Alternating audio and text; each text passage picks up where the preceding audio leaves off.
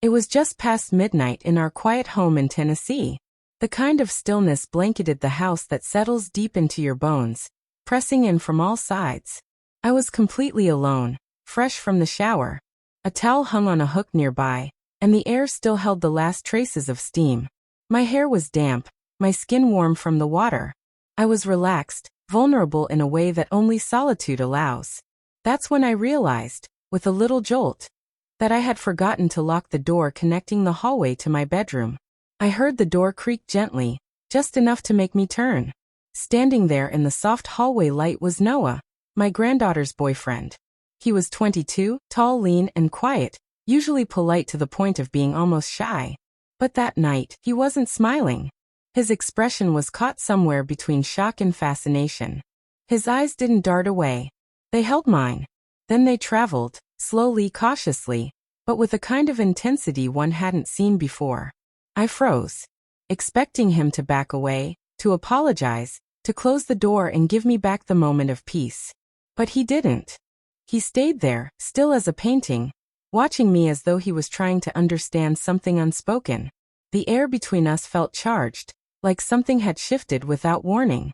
I should have said something, covered up, laughed it off, sent him on his way. But I didn't. I just stood there, breathing heavier than I should have, my heart thudding with a confusing mixture of emotions I hadn't felt in years. That night changed something. Not just between us, but within me. A door didn't just open in the hallway. One opened inside me too. And what followed, while subtle on the surface, left a mark I carry to this day. But the truth is, the story didn't begin with a forgotten door or a glance held too long. It started months earlier, in the ordinary moments that slowly build up until they no longer feel ordinary at all. Before I go any further, I just want to thank everyone who's watching and listening. Your support, your thoughtful comments, your presence here. It means more than I can say. If you're new, or you've been watching for a while and haven't yet, I'd be so grateful if you'd like, subscribe and share this video. And of course, I'd love to hear your thoughts below in the comments. Now, let me take you back to how it all started. My name is Margaret. I'm 63 years old, a retired school librarian, and I live alone in a modest 2-bedroom home just outside Nashville. My husband passed away 9 years ago, and since then, silence has been a constant companion. It's a kind of silence that fills the room even when the television is on. A silence that doesn't just surround you but settles inside you. Then my granddaughter, Ava, came to stay. She's 21, a college junior, all energy and ideas and laughter. She moved in last spring when rent near her campus became too much. Having her around brought the house back to life. The silence began to lift. The rooms felt warmer. I was genuinely happy, grateful, even to feel needed again. Soon after Ava moved in, Noah started coming around on weekends. At first, he was just the boyfriend. Charming, respectful, quick to lend a hand. But over time, the dynamic between us started to change. Nothing inappropriate. Not outwardly. But the glances lingered a little longer. The compliments carried a strange weight. They weren't overt, but they were noticeable. And I noticed. More than I wanted to admit. He made me feel something I hadn't in a very long time. Acknowledged, visible, even appreciated in a quiet, unspoken way. At first, I convinced myself it was just friendliness. But eventually, I began to question it. The way he looked at me sometimes felt less like politeness and more like curiosity. Like he saw something beyond the surface. I started paying more attention when he was around.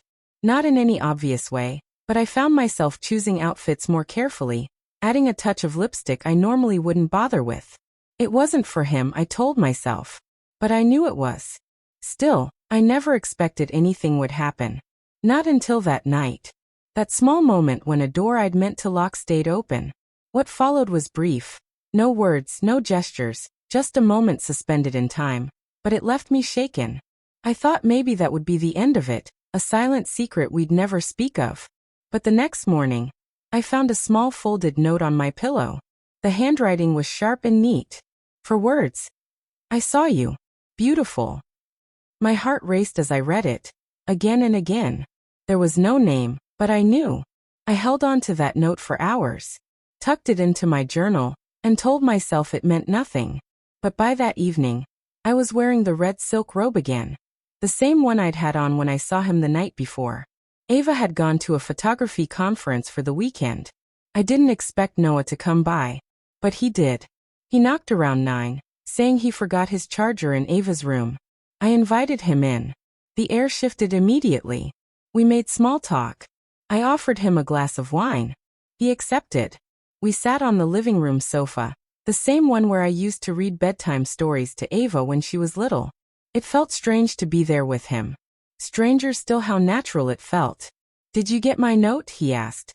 His voice was low, calm. I nodded. "You shouldn't have written it," I whispered. "But I meant it," he replied. He leaned closer. His hand brushed my knee. My breath caught. He didn't move away. "You're beautiful, Margaret," he said. "I try not to think about you, but I do.